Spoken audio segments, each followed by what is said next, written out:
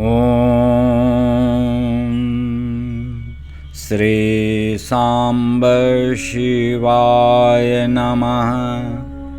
अथ नवमोऽध्यायः। 9वां अध्याय।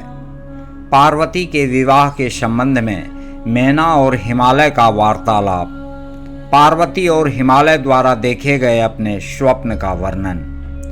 नारद जी बोले, हे विधे, हे तात, हे शिव भक्तों में श्रेष्ठ, हे प्राज्ञ, आपने करुणा करके भगवान शिव की यह अद्भुत कथा कही, उससे मेरे मन में बहुत प्रीति बढ़ी है। हे विधे, जब दिव्य दृष्टि वाला मैं अपने स्थान को चला गया, तब हे तात, क्या हुआ? अब कृपा कर उसे मुझे बतलाइए। ब्रह्मा जी बोले, हे मुने, आपके स्वर्ग चले जाने पर कुछ समय बीतने पर मैना ने हिमालय के पास आकर उन्हें प्रणाम किया। तत्पश्चात पुत्री को प्राणों से भी अधिक चाहने वाली साध्वी गिरिप्रिया मैना वहां बैठकर अपने पति गिरिराज से विनयपूर्वक कहने लगी। मैना बोली, स्त्री स्वभाव के कारण मुनि की बात को मैंने अच्छी तरह नहीं समझा। मेरी तो यह प्रार्थना है कि आप कन्या का विवाह किसी सुंदर वर के साथ कर दीजिए। यह विवाह सर्वथा अपूर्व सुख देने वाला होना चाहिए। गिरिजा का वर शुभ लक्षणों से संपन्न और कुलीन होना चाहिए। मेरी पुत्री मुझे प्राणों से भी अधिक प्रिय है। वह प्रिया उत्तम वर को पाकर जिस प्रकार भी प्रसन्न और सुखी हो सके वैसा कीजिए। आपको मेरा नमस्कार है। ब्रह्मा जी बोले, ऐसा कहकर अश्रुयुक्त मुख वाली मैना पति के चरणों में गिर पड़ी। तब बुद्धिमानों में श्रेष्ठ हिमवान उन्हें उठाकर यथोचित बात कहने लगे। हिमालय बोले, हे देवी, हे मेनके, मैं यथार्थ और तत्व की बात बताता हूँ, सुनिए। आप भ्रम छोड़िए। मुनि की बात कभी झूठ नहीं हो सकती। यदि आपको पुत्री के प्रति स्नेह है तो उसे सादर शिक्षा दीजिए कि वह भक्ति पूर्वक सुस्थिर चित्त से शंकर के लिए तप करे।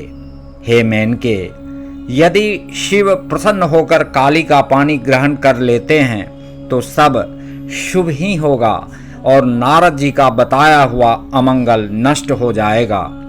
शिव के समीप सारे अमंगल सदा मंगल रूप हो जाते हैं। इसलिए आपको शिव की प्राप्ति के लिए पुत्री को तपस्या करने की शीघ्र शिक्षा देनी चाहिए।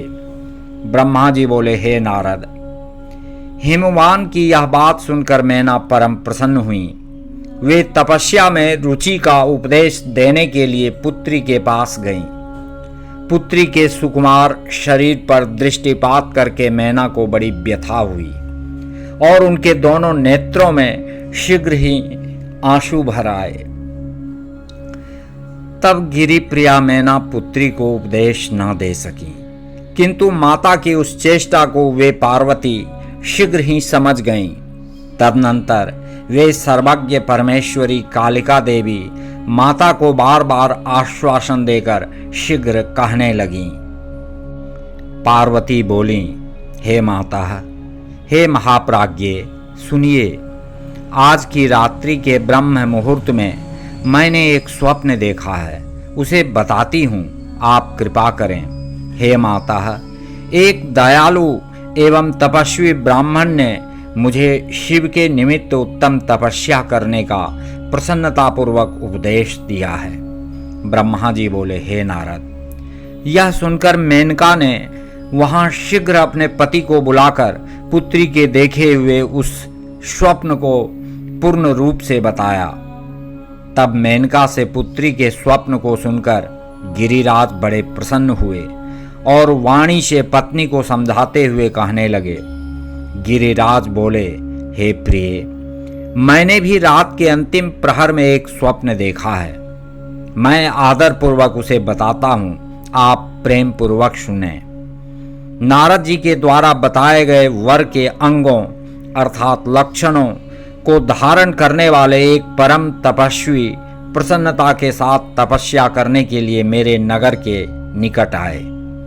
तब मैं भी अति प्रसन्न होकर अपनी पुत्री को साथ लेकर वहां गया। उस समय मुझे ज्ञात हुआ कि नारद जी के द्वारा बताए हुए वर भगवान शंभु ये ही हैं। मैंने उन तपस्वी की सेवा के लिए अपनी पुत्री को उपदेश देकर उनसे भी प्रार्थना की कि वे इसकी सेवा स्वीकार करें, परंतु उस समय उन्होंने उसे स्वीकार नहीं किया। इतने में वहां सांख्य और वेदांत के अनुसार बहुत बड़ा विवाद छिड़ गया। तदनंतर उनकी आज्ञा से मेरी पुत्री वहीं रह गई और अपने हृदय में उन्हीं की कामना रखकर भक्तिपूर्वक उनकी सेवा करने लगी। हे सुमुखी, मैंने यही स्वप्न देखा था जिसे तुम्हें बता दिया। अतः हे प्रिय, कुछ समय तक इस स्वप्न के फल की परीक्षा करनी चाहिए। इस समय यही उचित जान पड़ता है। अब आप इसी को मेरा निश्चित मत समझिए। ब्रह्मा जी बोले, हे मुनीश्वर, यह कहकर वे गिरिराज तथा मैना शुद्ध चित्त हो कुछ काल पर्यंत स्वप्न फल की प्रतीक्षा करने लगे। इसके अनंतर अभी कुछ ही काल बीता था कि सृष्टिकर्ता तथा सज्जनों को गति देने वाले परमेश्वर शिवजी सती के विरह से अत्यंत व्याकुल होकर सर्वत्र घूमते हुए गणों के साथ तप करने के लिए प्रेम पूर्वक वहां आए। सती के प्रेम विरह में व्याकुल चित्त वाले वे वहीं अपना तप करने लगे। उस समय पार्वती अपनी 2 सखियों के साथ उन्हें प्रसन्न करने के लिए उनकी सेवा में लगी रहती थीं। उस समय उन आत्मस्वरूप शिव को मोहित करने के लिए देवताओं के द्वारा भेजे गए कामदेव के बाणों से विद्ध होकर भी भगवान शंभु विचलित नहीं हुए। अपनी नेत्राग्नि से कामदेव को जलाकर मेरे वचन का स्मरण कर वे वहीं अंतर्धान हो गए। तत्पश्चात कुछ समय बीतने के बाद गिरिजा के अभिमान का नाश करके पुनः उनकी कठोर तपस्या से प्रसन्न किए गए महेश्वर प्रसन्न हुए। उसके बाद विष्णु के द्वारा प्रसन्न किए गए रुद्र ने लोकाचार का आश्रय लेकर पार्वती के साथ विवाह किया। उस अवसर पर बहुत मंगल हुआ। पुनः ब्रह्मा जी बोले, हे तात, इस प्रकार मैंने संक्षेप में विभु शंकर का अत्यंत दिव्य चरित्र आपसे कहा। अब आप और क्या सुनना चाहते हैं